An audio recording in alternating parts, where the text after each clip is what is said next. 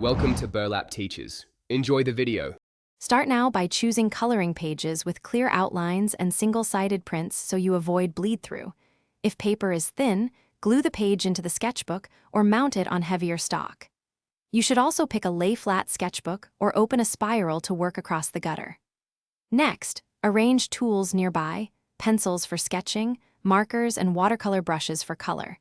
Place blotting paper and masking tape within reach. Begin with light pencil to test composition and margins before committing to ink or paint.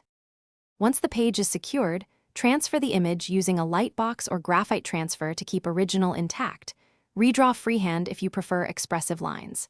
Make a 3x3 cm swatch grid on scrap paper to test markers, pens, and water response so you know how colors layer and whether bleeding occurs. Apply a flat base color first, then add midtones and highlights.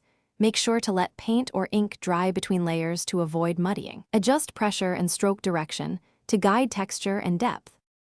Finish by refining edges with a fine liner and gently erasing pencil marks. You'll preserve crisp shapes and restore clean highlights easily.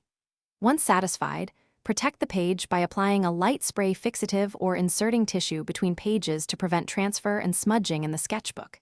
If bleeding or stains occur, blot immediately with a paper towel and lift excess with a damp cotton swab.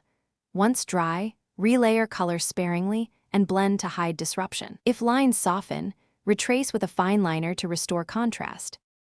Thanks for watching. Consider subscribing if this video helped you.